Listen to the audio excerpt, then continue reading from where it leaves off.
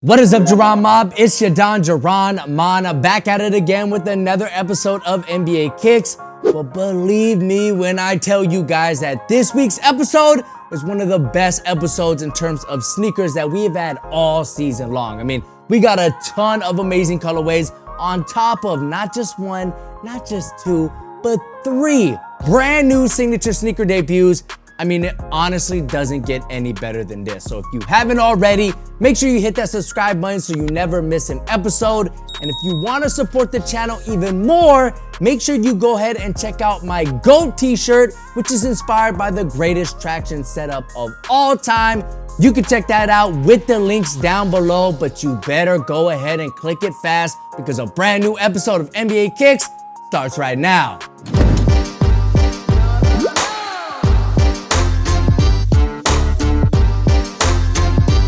Starting off the list at number 10, we have Kyrie Irving with the Weatherman Nike Kyrie 7. So both Kevin Durant and Kyrie Irving have special edition colorways of their signature sneakers, which are both inspired by each other's signature sneakers. Durant has a dream-inspired colorway of the KD 14, which is inspired by Kyrie's first ever signature sneaker release.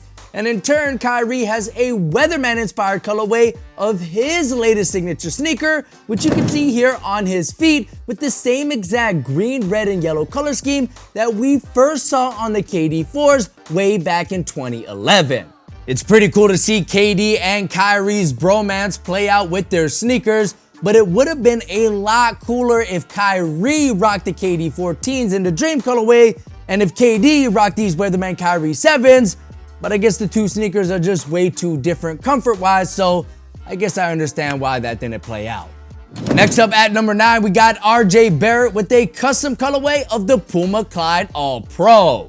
Now, the New York Knicks have easily been my favorite team to watch in this year's playoffs so far, mainly due to the fact that Madison Square Garden has been absolutely incredible. And during the Knicks' first playoff win in the Garden in about 8 years, RJ Barrett rocked a sweet custom colorway of the All-Pros from Puma.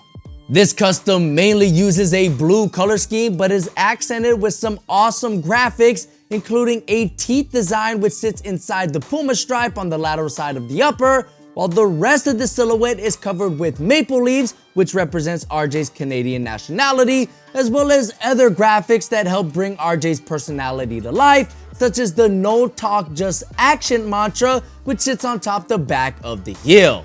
Make sure you give Cy Rado, the man responsible for this amazing custom colorway, a follow on Instagram. And if you're a Knicks fan, I want you to know that I am rooting for you to win this series, but if I'm being honest, not looking too good. Alright, next up at number 8 and number 7, we have a battle of Kobe 6s between Tobias Harris and Paul Millsap. Nike hooks up both Tobias Harris and Paul Millsap up with two brand new colorways of the Kobe 6 Pro Tro that will probably never see hit retail shelves. Thanks, Nike. Toby's pair uses a very interesting pastel color scheme with shades of green and pink, complementing the hits of black throughout the silhouette, while Millsap's pair goes with a sweet shade of blue, which perfectly complements the gradient orange swoosh and heel cup. Personally, I'm gonna go ahead with Paul Millsap's pair because it is the more traditional colorway with its white midsole, and the use of color on it is absolutely impeccable. But Toby's pair is unique in its own right, so be sure to let me know in the comment section below which of these two colorways you like more, but come on guys, pick Millsap's pair. Next up at number 6, we have Rui Hachimura with a new PE of the Air Jordan 35. Rui Hachimura is back on NBA Kicks with yet another player-exclusive colorway of Jordan Brand's latest flagship model, but this time around, it may be the loudest colorway yet. Using a bright crimson color scheme along the entirety of the upper, this PE is sprinkled with hits of Volt on the branding and logos, while the black tongue really calms things down a bit, but everything gets turned back up to 11 with a very interesting blue to green iridescent Eclipse Plate 2.0, as well as an interesting topography-like graphic on the overlays. What exactly the inspiration behind this colorway is, I'm not really too sure, but there is absolutely no denying that these definitely stand out on the court as one of the loudest kicks that you'll see on this week's list. Coming in at number 5, we have LeBron James with a sneaky throwback LeBron 15 colorway. So LeBron actually wore these during the play-in game against the Warriors, and he went back not 1, not 2, but 3 signature sneakers for whatever reason, but I'm glad he did because these are absolutely sick. Apparently, these are inspired by Prince's Purple Rain album art, which allegedly has the same floral print that you see on LeBron's feet, even though I personally don't see the similarities. But whatever, white, purple, floral print, it's all a dope package, and I'm especially loving that iridescent finish on the heel cup, which just adds another layer of creativity. Whatever the reason LeBron decided to pull out a pair of 15s was, I think we can all agree that these were definitely one of the dopest kicks that we saw in the playoffs so far, and that's why you're seeing them make the list at number 5. Next up at number 4, we have Bam Adebayo with a new colorway of the Air Jordan 35 Low. Jordan Brand hooks Bam up with a new PE of the Jordan 35 Low, which is inspired by Bam's nickname, Bam Bam. As you can see here, the overlay on the upper uses the same exact animal print that Bam Bam rocked on the Flintstones, which is just an incredible touch. But this PE also has a Bam Bam logo on the tongue, while the rest of the silhouette is rounded out with hits of military green, white, and black. The heel also has Bam Bam stitched on the back of it in a theme-friendly font, which again rounds out an incredible package that has a ton of detail on it, such as a bone-colored Eclipse Plate 2.0, which wasn't really necessary, but makes this PE all the more interesting, which is exactly why it's ranking so high on this week's list. Next up at number 3, we have Trey Young with the long-awaited debut of the Adidas Trey Young 1. Alright, so one of the main reasons why playoff time is so exciting is, yes, the basketball is truly amazing, but also if you're a sneakerhead like myself, the playoffs have been home to some awesome signature sneaker debuts, just like Trey Young and the debut of his first signature sneaker, the Adidas Trey Young 1. Now, right off the bat, the Trey Young 1 is a low-top silhouette, which appears to have wrap-up traction, similar to Kyrie's signature line, as well as both boost foam in the heel and light strike foam, which you can see on the midsole.